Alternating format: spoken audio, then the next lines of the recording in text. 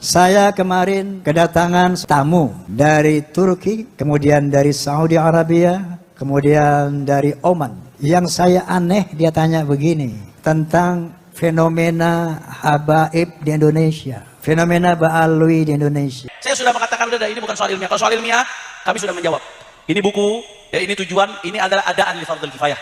Buku ini judulnya Keabsahan Nasabah membongkar penyimpangan pembatalnya. Ini tebalnya buku 500 halaman lebih. Ini yang nyusun tim. Saya koordinator tim tersebut, yang nyusun tim pengawal persatuan umat.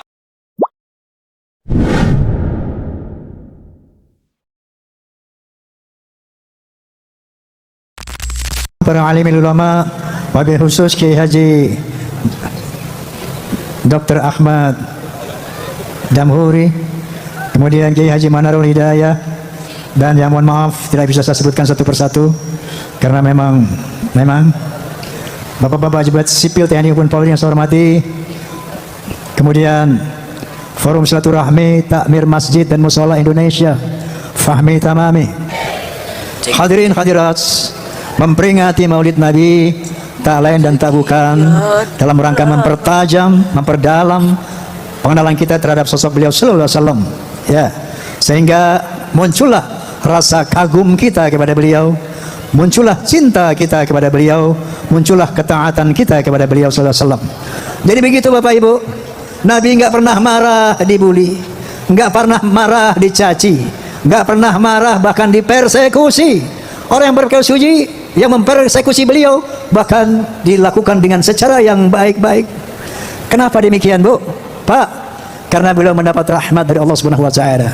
Fabima rahmati minallah lintalahum walau kunta fazan ghalal khazbi lan fadu min khalik wa syawirhum fil amr. Hanya dengan karena rahmat Allah maka kelakuanmu, hatimu menjadi lemah lembut terhadap mereka. Kalau kamu kasar, keras hati, sombong, suka maki-maki orang, suka menghujat orang, suka marah-marah, suka memprovokasi, maka mereka akan lari dari sekitarmu. Wa syawirhum fil amr. Setiap perbedaan, setiap peristiwa, kata Allah Subhanahu wa taala, ajaklah mereka bermusyawarah. Saya mau tanya, Abu Jahal, Abu Lahab, baik apa jahat? Baik apa jahat? Pernah nggak Nabi maki-maki Abu Jahal? Pernah nggak Nabi menghujat-hujat Abu Jahal? Pernah tidak? Akhlak Rasulullah sallallahu alaihi wasallam. Nah, kita melihat fenomena akhir-akhir ini di Indonesia. Saya kemarin sebulan lalu kurang lebih kedatangan saudara-saudara dari, bukan saudara saya, tamu dari Turki, kemudian dari Saudi Arabia, kemudian dari Oman. Beliau datang ke Soneta, studio Soneta.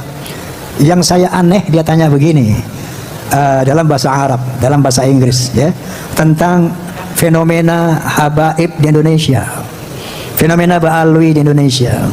Dia bilang di Oman, di Saudi, di Turki nggak ada tuh namanya ba'alwi ngaku keturunan Nabi. Mereka heran, kenapa di Indonesia kok ba'alwi ngaku turunan Nabi. Sudah tahu belum mengenai ba'alwi? Hoi, udah tahu belum? Pernah nonton podcast Bisikan Roma nggak? Kalau nonton Bisikan Roma insya Allah udah paham, ya. Sebetulnya dalam kasus ini saya sedih, hati saya menangis ketika saya harus berbicara mengenai nasab. Dalam polemik nasab saya sedih. Kenapa sedih?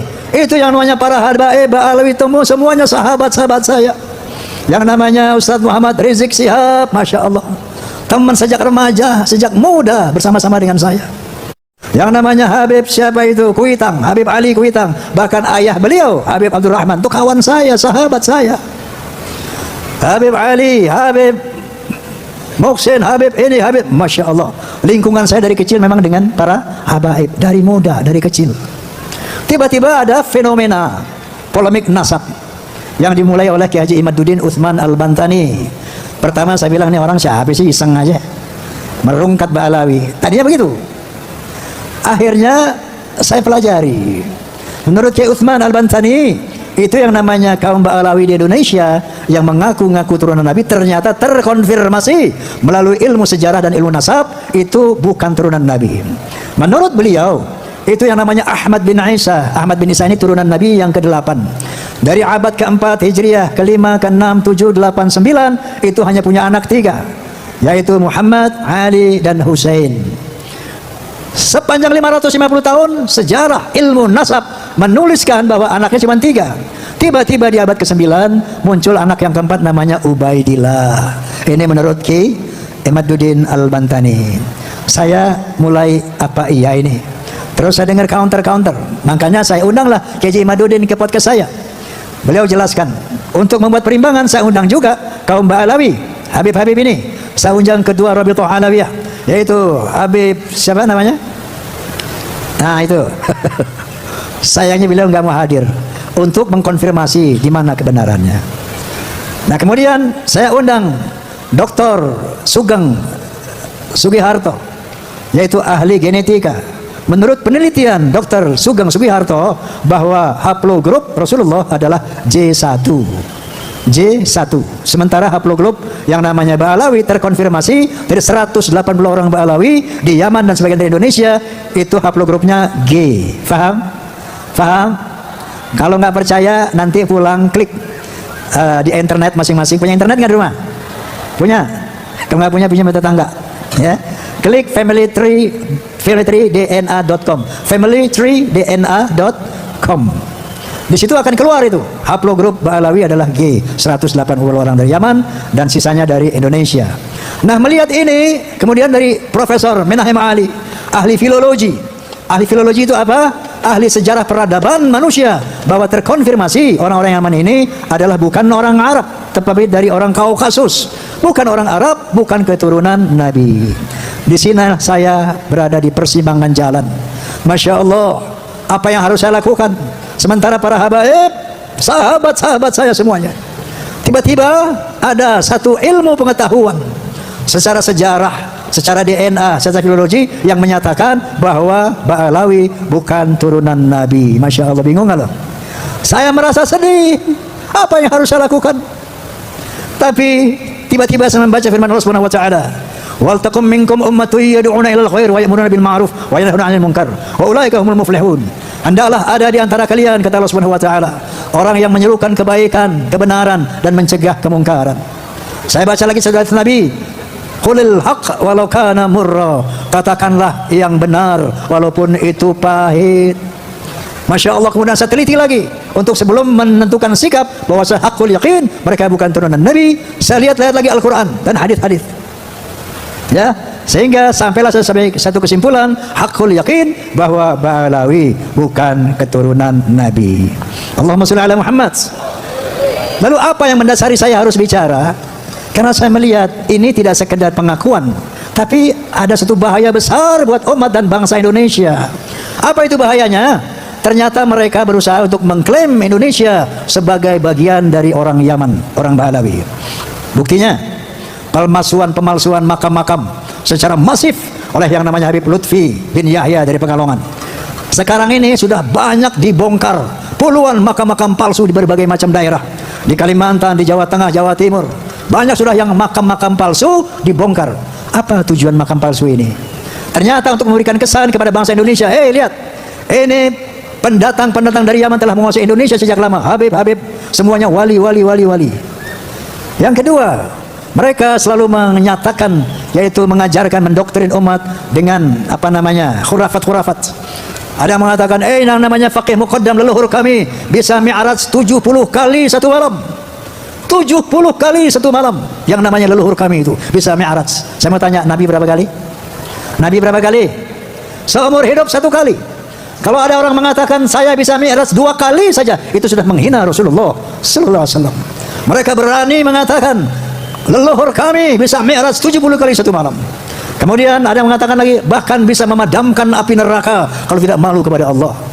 Masya Allah, berbagai macam khurafat ini didoktrinkan kepada umat Islam. Tujuannya apa? Agar umat Islam menjadi terkagum, terpukau. Oh benar, mereka adalah turunan Nabi sallallahu alaihi wasallam.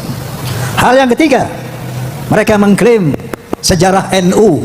NU itu didirikan oleh Ba'alawi. Mereka mengklaim sejarah Wali Songo. Wali Songo itu adalah habaib Ba'alawi, padahal jauh panggang dari api. Dan mereka mengklaim pahlawan-pahlawan nasional adalah habaib. Di Ponorogo itu Habib, Imam Bojol Habib, Tengku Cidijiro Habib. Akhirnya apa? Dia berani mengatakan Indonesia milik Aulia Tarim. Tahu Tarim? Satu kota yang disucikan oleh mereka di Yaman, namanya Tarim. Indonesia milik Aulia Tarim. Masya Allah, saya sebagai Muslim dan bangsa Indonesia tergetar hati saya. Tidak ikhlas kalau kita mau dijajah oleh bangsa Yaman. Setuju?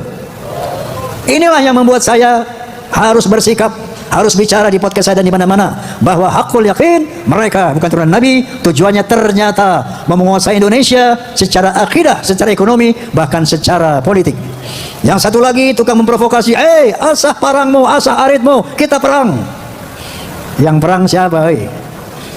Lo sama gue, sesama pribumi, bukan pribumi sama habaib, tidak.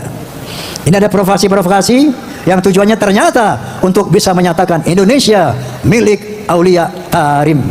Inna lillahi wa inna ilaihi raji'un. Nah, oleh karena itu, lalu apa selanjutnya? Saya akan mengatakan kepada teman-teman saya dari Ba'alawi bahwa coba introspeksi. Wahai temanku para habaib, para Ba'alawi, introspeksi. Ada penelitian seperti ini dan tes DNA. Karena namanya Muhammad Rizik Syihab, sebelum ada polemik nasab, Habib Rizik Syihab bilang apa? Sebelum ada polemik di hadapan rambut Rasulullah SAW, ini ada rambut Nabi. Siapa yang ngaku keturunan Nabi, ayo tes DNA. Nanti ketahuan tuh, yang Nabi palsu ketahuan. DNA Nabi kemana, DNA dia kemana. Artinya Muhammad Rizik Syihab telah memerintahkan umat Islam yang ngaku-ngaku turunan Nabi untuk tes DNA. Itu rame di YouTube berita itu. Tetapi begitu polemik nasab muncul, saya mau tanya, dia berani nggak tes DNA? Berani nggak tes DNA? Berarti dia sudah tahu bahwa dirinya haplogrupnya gay. Dia sudah tahu bahwa dia bukan turunan Nabi. Oleh karena itu, saya dari hati yang paling jernih, tanpa kebencian kepada siapapun, saya himbau kepada saudara-saudaraku dari Ba'alawi, yuk kita introspeksi. Kita sadari kalau memang kita bukan turunan Nabi, so what? Betul? Karena inna akramakum indallah atqakum. Ketinggian derajatmu di sisi Allah itu takwamu, bukan dari nasabmu. Nabi SAW berkata, al-jannatu lil muttaqina walau kana abdan habasyian wan naru lasana kana syaidan kurusyan hashimian. Surga itu buat orang yang bertakwa walaupun dia bangsa Habsyi, budak dari bangsa Habsyi. Dan neraka adalah orang-orang ahli maksiat walaupun dia sayyid Bani Quraisy, Bani Hashim, yang bani-bani Rasulullah itu. Anak Nabi masuk neraka. Anak Nabi siapa? Santri, anak Nabi siapa? Anak Nabi Nuh. Bapaknya Nabi masuk neraka, bapak Nabi siapa? Bapak Nabi Ibrahim. Istrinya Nabi masuk neraka, Nabi siapa? Nabi Lut. Pamannya Nabi masuk neraka, siapa? Siapa namanya? Abu Jahal, Abu Lahab. Allah siapa? Paham? Ente siapa? Mau mengklaim ahli surga. Oleh karena itu mari kita sadari, karena ancaman Allah dan Rasulnya berat. Apa Allah mengatakan? Wala takunu kalladzina tafarraqu wakhtalafu min ba'di ma ja'ahumul bayyinah wa ulaika lahum 'adzabun 'azim. Janganlah kalian menjadi orang-orang yang bertengkar, berpecah belah setelah datang kebenaran yang nyata. Karena mereka akan ditimpakan dengan azab yang besar.